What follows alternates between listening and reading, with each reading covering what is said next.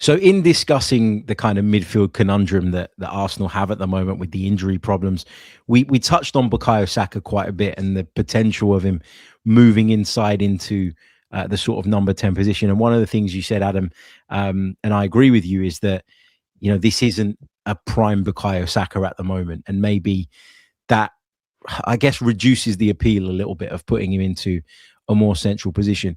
If I look at his numbers over the course of the season so far, we're talking 6 goals in the Premier League in 27 appearances, 5 assists, 1 goal in the Carabao Cup, 2 goals in the Champions League. So look, by Bukayo's standards, it's not been a great season. I do think at times his performances have been really good, but he hasn't put up the numbers to back that up. And a great example of that, and I bang on about it on the pod all the time, was the North London derby. I thought he was excellent in that game. I thought he ran Tottenham ragged, but he didn't get a goal. He wasn't the guy that kind of posted the numbers on that particular day. You also have to remember that not that long ago against Brighton, he scored the winner, albeit it was a shot that really should have been saved. Still a winner. Yeah, still a winner, exactly.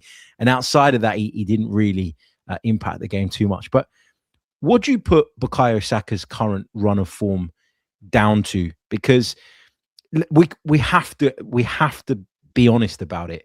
This is not the Bukayo Saka that at times has put Arsenal on his back and carried the club over the last few years. Yeah, I think you've made a lot of points that I fully agree with. If you look at Saka's underlying numbers, his performance as a whole, they've been fine. The issue is Saka is our, as they call it, our franchise player. I hate that phrase. He's our highest paid. He's on big wages now. And he has been given the keys to the club, essentially. So that is, I think there is a shift in how he's being judged as well. But it's also a dip in his decisive actions. And I saw a post a while ago, and it kind of resonated. It was, Saka's a great player. He's doing great things. But ultimately, when you get to the level Saka's at, what you become judged on is output. And it's true. Like it or not, you can have the best underlying numbers, you can have the best performances, but really what separates you as being truly great is those really decisive actions. When we talk about Kevin De Bruyne, for example, or Mo Salah, the things we talk about are their goals and assists in big moments. And that's what we've always talked about with Saka. Yes, we've praised his performances as a whole, but you are talking about a player that's been knocking on 20 goals most seasons and hitting kind of 30 plus combined with assists. So that's been what we've been used to. And a lot of those goals have come in big games and in big moments of games. This season, he got the winner against Brighton. As you said, he opened the scoring against Wolves. We should have won that game. But for the most part, you look at where his goals have come. One was a penalty against West Ham.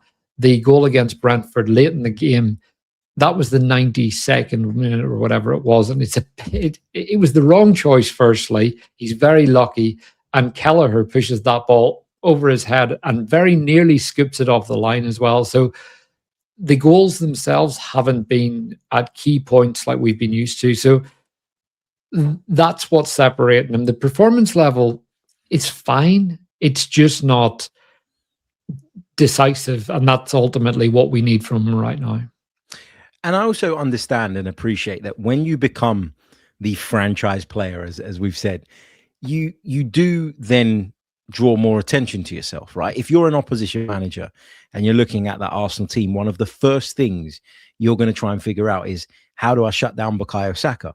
And we have seen it at points in the last few seasons where he's been trying to beat 2 or 3 men at once because they sort of group around him and gang up on him. And you see, if we're playing against back fives, you see the wing back come back to try and deal with him. You see the left centre back coming across as well. And sometimes you see a midfield player get involved in trying to close the corridor available to Bukayo Saka. So we all appreciate that he's under a lot more kind of scrutiny in that sense. And that means that he's constantly having to find ways of reinventing himself.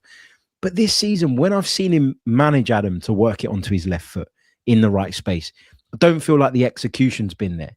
When I see him get to the byline, I'm not sure that the right decision has always been made in terms of whether you cut it back, whether you clip it to the far post or whatever. And I just see a player that it feels like is just missing something. Is it the pace? I think sometimes I talked about him being a stop-start player in the previous section. Sometimes I think, yeah, when he gets the ball, I want to see that burst. And other times I look at it and I think, well, that burst is not there today. And so you got to look after the ball and you got to do something slightly different. And do you think it's to do with the injury? Because he had that hamstring injury. He had to have the surgery. He's never quite looked the same since. And I know that these things can take time to recover from. Should we be, I guess my question is, cutting him some slack on that basis? Should we be more mature and understanding of what he's had to go through physically and what he's now having to go through to fight back from that? Do we need to back off a little bit?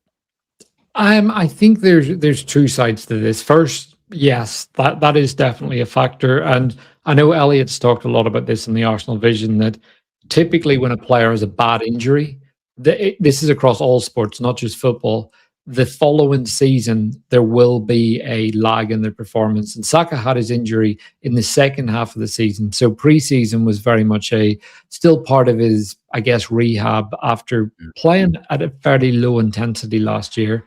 And then this season is the one where he's really getting back, learning to trust his body again. So there is an element of that. He plays a lot of football.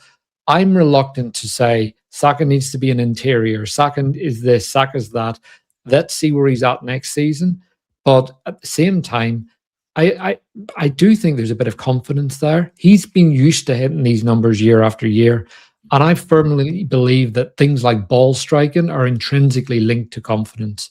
Players can do that. I guarantee if you go on Arsenal's training ground, Saka's smacking those in the top corner every day. You'll see the warm-ups when you're at the ground. Gyökeres top bins every time he goes through. Doing that in the game is very different. I watched Declan Rice warm up, puts his free kicks in the top bin every time. It comes to a game, it's a different scenario, and that's where the confidence comes in. That technique and that ground level is there. But whenever you're confident, these things are natural.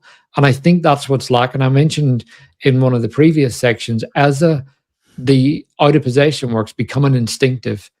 Same with in possession work, and that's where Saka's instincts right now are maybe failing him a bit. And again, I think some of that's post-injury, some of that's a bit of confidence. There is maybe a bit of fatigue on his end, but there's also a thing that I don't think we can ignore. Every attacker in our squad, their shots per game are down this year. The goals across the Premier League are the lowest they've been for a long time, after 3 seasons in a row that were record-breaking for goals. And can you name any wingers that have really, really shone this season? Any number 10s that have torn it up? If you look at even strikers, Haaland has been on a 2-3 month dry spell. Igor Thiago's goals have dried up as well. It's been a funny season for attackers across the board, and that is where I'm prepared to cut Saka a bit of extra slack as well. Plus, I haven't liked some of our attacking systems. Yeah, all of that is valid, I think, and you make some really, really good points there. I also want to explore how much you think sort of who he's got around him is having an impact as well, because we touched on it in a previous section. If there's no Martin Odegaard around him, who knows him inside out, knows what runs he's going to make, plays those really clever passes kind of just inside the fullback, doesn't he, where he anticipates Saka sort of taking that step in field, and then you factor in Ben White, who he built a wonderful relationship with, who was probably the best partner for him in terms of producing attacking output. He's barely played of late, and it's been Jurrien Timber, who, as much as he's a great defender, isn't Ben White in terms of in possession and in terms of having that understanding with Saka.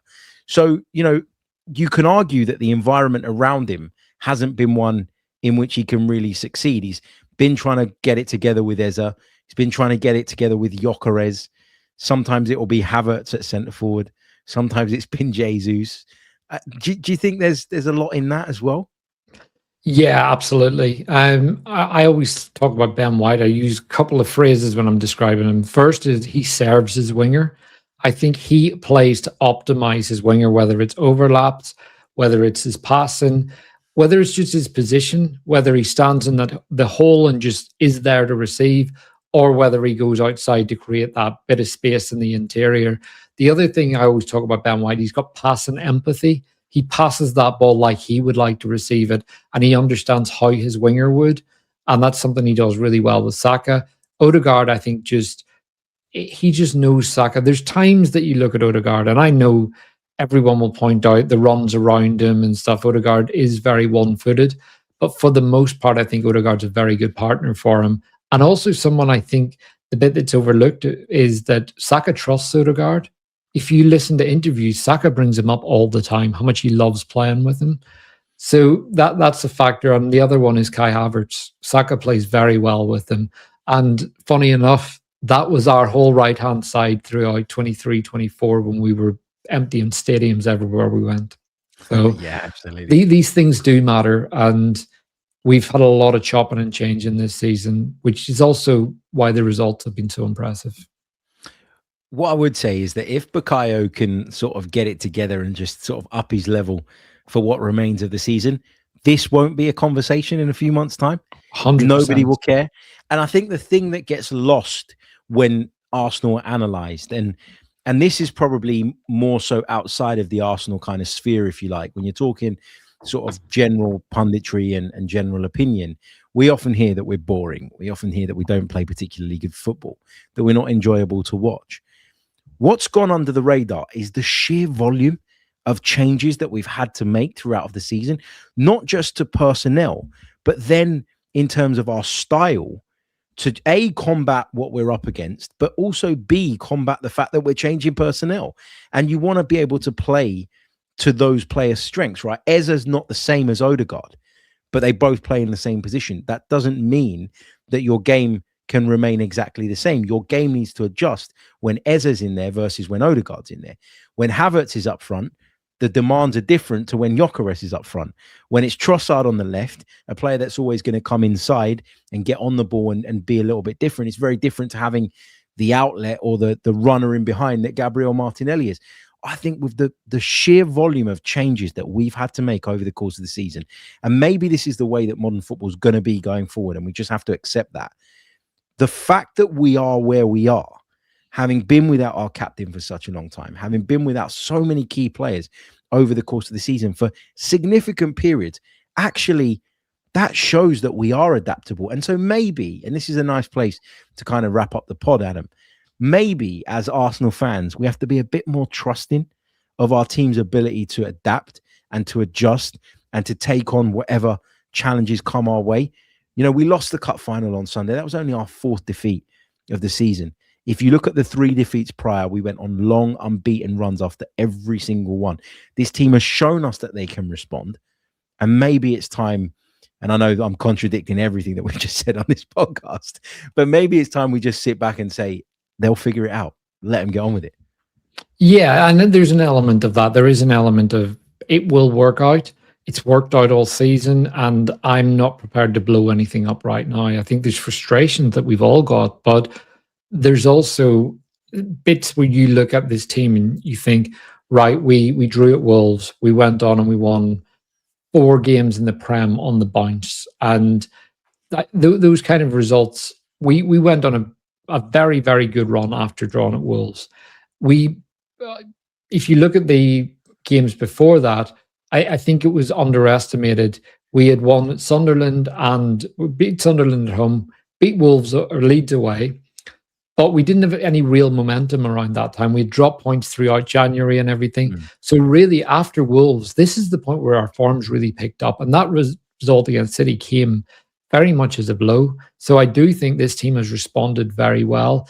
We're hitting warmer weather. One of the things that I would love for someone to look into is the volume of rain in January was one of the worst on record. And the Emirates pitch, I've never seen it like it, but I go to games all over the country, and some of the pitches, the Wolves game, the weather that night was absolutely insane. And these things all play into football. So bad football, whenever it's bad conditions, that happens quite often. You're not free flowing. The ball doesn't move the same way. We're now entering into the run-in, and I do think the whole boring thing is a cliche, because I know most people that are saying it don't actually watch our games. And I also challenge anyone to show me someone that's playing beautiful football week in, week out in the Premier League. So that's the way I see it, and I do think this problem will work itself out. We've got more than enough quality. We've got tactically a brilliant setup that, again, keeps overcoming every hurdle. Every time someone figures it out, there's another solution that we pull out. And I think we're going to see that at the Etihad. And I really want us to go and win there. It'd be amazing, wouldn't it? Just to shut everybody up. It's, because if we go to the Etihad and we get a draw, which is more than good enough, by the way, you'll get people going, Arsenal, they still couldn't go though and really land that knockout punch on Manchester City's own patch. It feels like it could be a real statement, as well as being very valuable in the title race if Arsenal could go and win there. Adam, I think we'll leave it there, mate. Thank you so much. I really, really appreciate you agreeing to do this and your time and your amazing inputs, and really, really enjoyed the conversation. Give people a plug for your channel. Obviously, we'll be linked. We'll do the collaborations and all that, but tell people a little bit about what you're doing and what you've got coming up. So my show is the Arsenal Therapy. So you can find me in the links. It's a tactics show. It gets into the nerdy details, and I tend to do a lot of breakdown stuff. And so if you're looking for lighthearted conversation, probably not the channel. It really does get into the weeds and stuff. But yeah, that's what I love. You can also find me on Twitter at Adam Keys _. And I have also recently set up Instagram, finally given, with I think it's _Adam Keys _. So feel free to follow me there as well. Getting down with the kids on Instagram. It's about time. It's about time. But just on what you said there about sort of the tactical stuff and the nerdy stuff, I do like the tactical stuff myself. Where I disconnect a little bit, and that's why I think this will be great, the fact that we're going to do this together, is the numbers. I like to look at shapes, and I talked a little bit on our Patreon pod about what Manchester City did shape-wise to cause us problems, and how the patterns of the game panned out as a result. But when it comes to the numbers, that's where I sometimes go, that's enough for me. Not because I don't respect it or admire it, but just because I think that football starts to become mathematical to me then. And I hated maths at school, so I just try and avoid it. But it is great analysis, and I'm looking forward to our two styles sort of coming together moving forward. Yeah, I mean, I'm the same. I like data to a degree, but the main stuff I look at on my channel is patterns and structures and things over a long period. I disconnect a lot when it's heavy data-driven stuff, because it becomes football's played on grass. Because it's football, exactly. It's played on grass, not in a textbook. Absolutely. Adam, thank you so much, mate. Thank you to all of you for tuning in. Really, really do appreciate it. Like, subscribe, and all the rest of it. Check us out on Patreon. Check out Adam's channel as well. Make sure you go over there and give it a subscribe. Show him some love. Some fantastic insights from him on this episode. And we'll be, fingers crossed, as long as the schedules are all good and there's no issues, we'll be aiming to do this every week, which I'm really excited about. So yeah. Thanks for joining us. Adam, thanks again, and we'll see you all soon. Until the next one, take care of yourselves. Enjoy the international break. Chronicles of a Gooner. Like and subscribe. Chronicles of a Gooner. Harry, Symeou time. Arsenal. Come on, you Gunners.